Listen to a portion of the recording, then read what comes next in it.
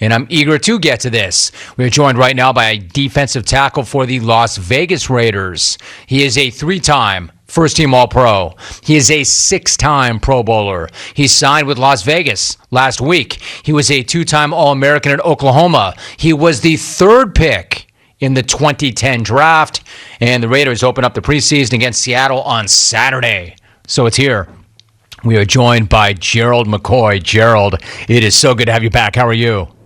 I'm excellent, man. I am great. How you doing? My man, exactly. I would expect you to say that. It is so good to hear your voice. In fact, I'm great, by the way, thank you. You've had your first few days of practice with the Raiders after you signed with them last week. So what did it feel like to be back on the football field? How good did that feel? Oh, it's great, man. I've been, it's different. It's a different thing to train and prepare to be at practice, but to actually be at practice and be around the guys and get in the individual period and hear the whistles and guys all over the place and this coach screaming, that coach is, man, that's just my environment, man. I feel at home, man, just back on that grass with a bunch of guys that's all working for one common goal. It's what I love to do. Gerald McCoy, my guest.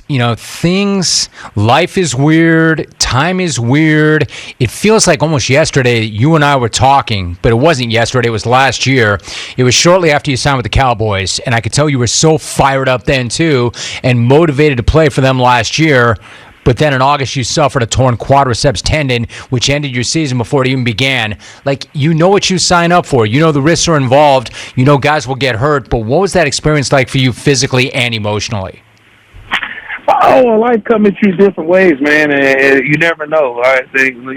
Unexpected things happen all the time in life, but it's not about what happens to you. It's about how you react to it. And I could have easily folded and said, you know what, man, I'm older.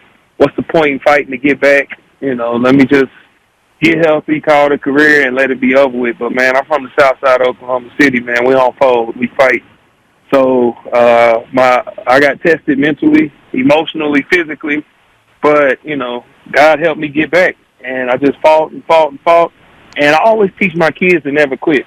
And I always teach them when times get tough, what happens. It's easy to be the man when things are going great. But I want to see how mentally tough you can be when times are rough. And there's no way I could teach them that if I didn't show them and lead by example. So I had to get back. I love that response. When you go through something like that, you're going to have some dark days, no doubt about it. You already have had a great career, but to your point, you've got kids, they're watching. Did you ever at any point have a bad day where you thought about retiring? Oh, I had a bunch of dark days. That's what happens with rehab. It's not just because I'm older or been doing this a long time. Anybody who goes through anything traumatic like that, you're going to have dark days where you're trying to work to get back to where you were. Whether it's a sports injury, whether it's coming back from a car wreck, soldiers, when they work in the rehab, war injuries, regardless of what it is, when you're working to get back to where you were before the traumatic experience, you're always going to have dark days.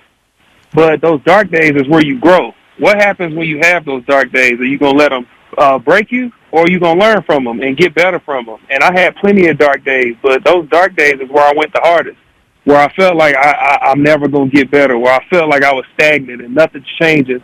Those are the days where I really pushed through and did extra reps, because those are the days where you grow and those are the days where you get better.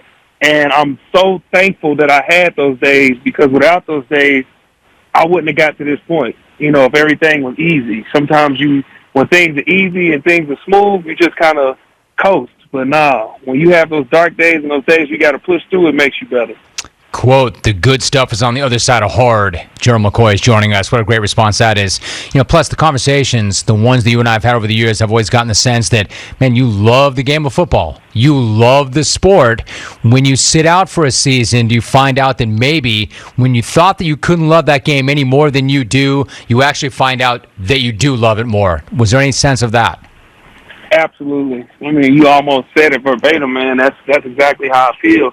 Every day I step foot in this building, I thank God for giving me another opportunity, because it doesn't matter how hard I work. It doesn't matter how much I push, how much I train, how great a shape I'm in. Somebody had to give me an opportunity. And this game is a privilege to play. It's not a right. And you believe that and you know it, but until you actually have to live that, it doesn't hit home. And last year and leading up to this season, it really hit home, man. It's a privilege to be in this game. You sit back and you wonder, free agency that went through, all these things, all the time has went by, and you're not getting signed. And you really realize it doesn't matter how much success you had, somebody has to give you an opportunity. Well, the Raiders did that, and I'm so blessed and thankful that they gave me this opportunity. And my love for the game has grown tenfold, from what it was before. Gerald McCoy is joining us. So very clearly, you love the game. That's apparent. You're extremely humble. You appreciate the opportunity. What about all the work that you put in? For instance, I know you love the game. I know you love to compete. I know you love Sundays. I know you love the locker room. I know you love your teammates. But the work, do you also love the hard work and the process? If you have to grow to something that Greg, a lot of people gave Coach Schiano a hard time about the different tactics he had and, the different things he did. But one thing that he did teach me and a lot of my teammates that stuck with us is you got to get comfortable being uncomfortable. And you got to love when things are tough and love adversity, love to fight, love to work. And Coach Marinelli, who's one of the most legendary coaches in history of this game, he gave us a paper, and the quote was work. And it had all these different examples. When things are great, work. When things are bad, work. When you're struggling, work. If something breaks, you can just work. If you can't figure out what you need to do, just go back to work. And you have to love to work. And that's me, man. I love getting up, going and grinding and coming in. And I thought that I did before, but now that it was taken from me and I got it back, I really have grown to love it, and I cherish it, man. And I'm loving every opportunity I'm getting. This is such a great conversation. Gerald McCoy is joining us. I'm so glad that you just name-dropped Rod Marinelli. He is one of my all-time favorites. And I'll be honest, Gerald, I haven't talked to him in a number of years. When he was a head coach, he would come on the program.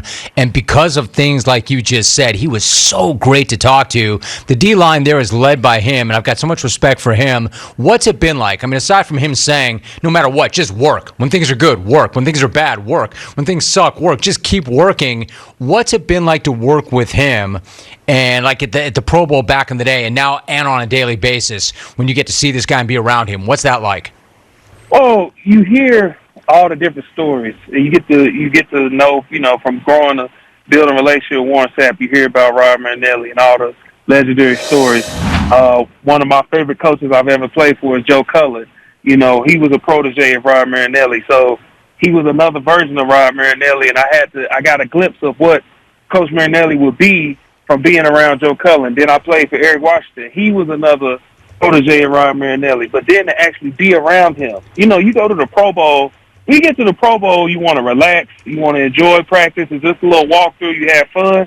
No. When we was with Rod and individual, we was working. We was moving, getting our feet going, working our hands, doing all the different movements that we need to do because it's always about working. Well, to actually be on a team where he doesn't have to scale back at the Pro Bowl, it's even better. So to actually see the living legend work in person, it's a blessing to me, man, because I'm a historian of the game, man. I love learning about all the guys that come before me, the coaches, the players. But with him, who's such a legend, to be blessed, you're already blessed enough to play for the Raiders, who are, I believe, one of the four most storied franchises in NFL history: Raiders, Packers, Dallas, and Pittsburgh.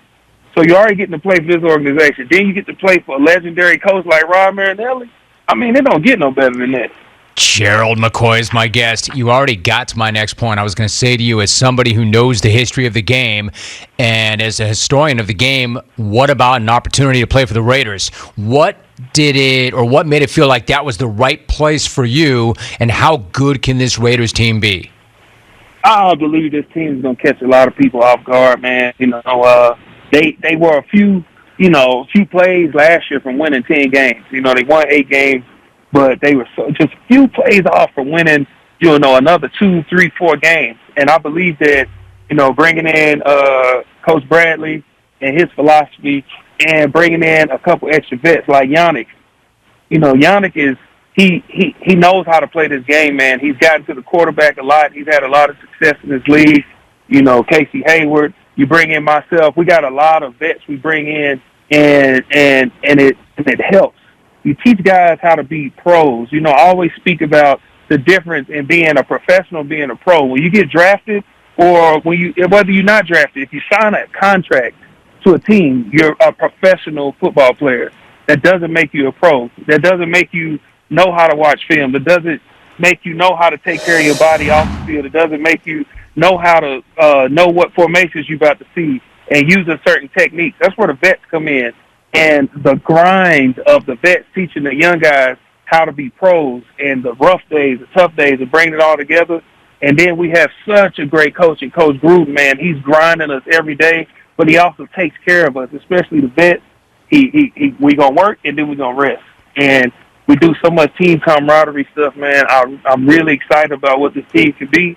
I'm so excited about getting going, and opening day, man, it's gonna be a great one. Gerald, man, you got to find a way to put the stuff in a bottle so we can bottle it and sell it, man. Make a lot of money. Listen, I love that comparison you just made between being a professional and being a pro. When you broke in, who was a guy or some of the guys that taught you the difference between being a professional and a pro?